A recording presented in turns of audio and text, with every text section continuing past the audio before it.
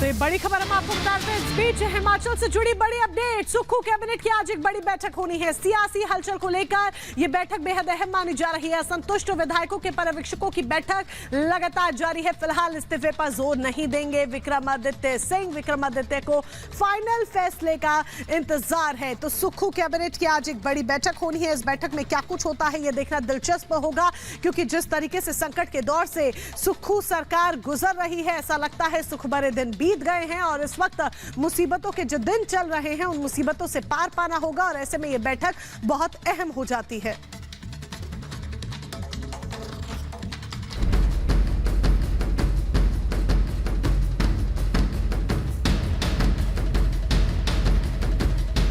हमको ये कोई लेना देना नहीं है कि सरकार रहती है कि नहीं रहती है, हम पद पे रहते हैं कि नहीं रहते हैं। सियासी हलचल, सुक्खू पर संकट।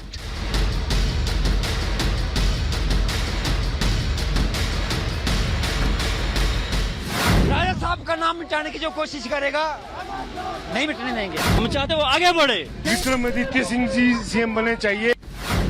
सरकार और साख बचा पाएंगे सुक्खू?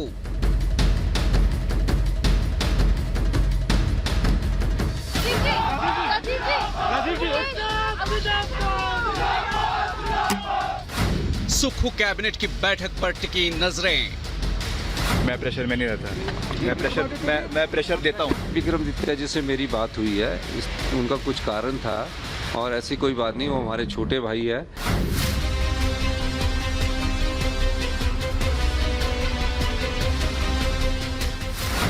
असंतुष्टों को मनाने में जुटे पर्यवेक्षक।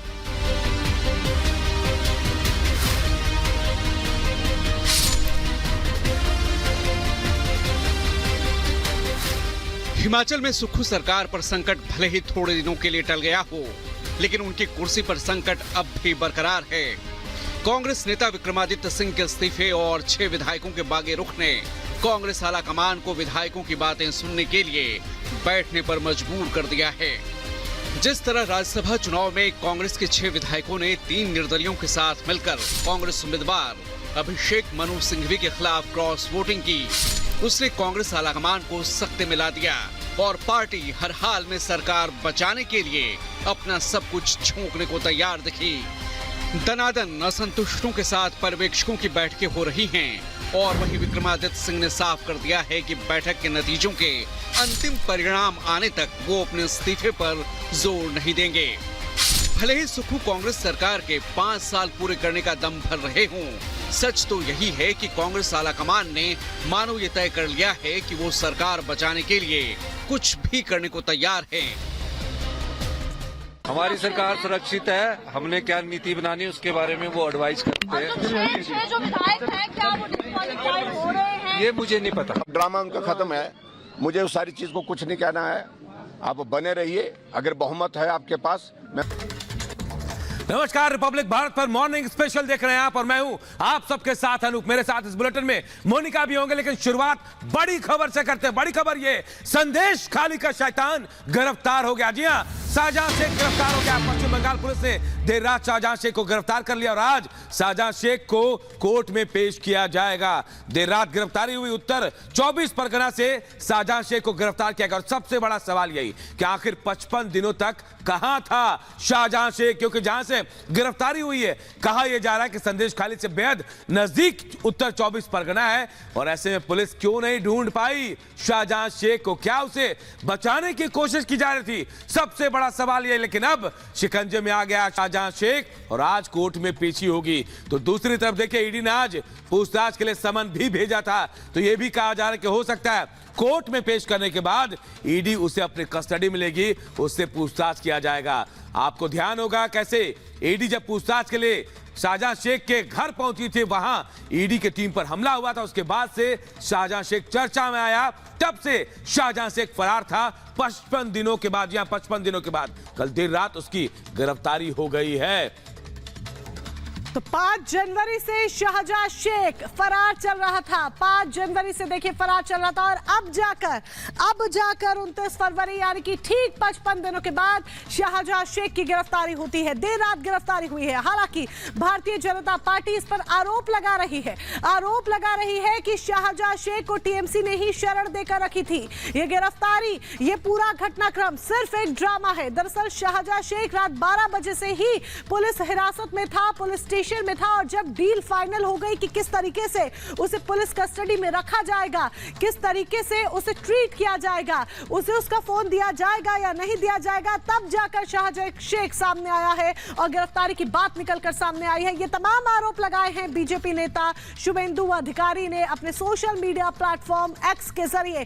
तो बीजेपी इस मुद्दे पर आरोप लगाती हुई टीएमसी पर नजर आ रही है, प्रशासन पर नजर आ रही है। तो दूसरी तरफ आपको यह बता दें कि आखिरकार 55 दिनों के बाद जाकर, जब ईडी की टीम पर हमले के बाद से ही शाहजहां शेख फरार चल रहा था, तब जाकर अब शाहजहां शेख की गिरफ्तारी हुई है, क्योंकि ममता सरकार पर कहीं ना कहीं हाईकोर्ट का प्रेशर था। हाईकोर्ट ने ममता सरकार को एक नहीं बल्कि दो बार फटकार लगाई थी, जिसके बाद अब जाकर जब अल्टीमेटम दिया गया तब जाकर शासन प्रशासन हरकत में आया और टीएमसी नेता और संदेश खाली कांड के मुख्य आरोपी शाहजहां शेख की गिरफ्तारी हुई है।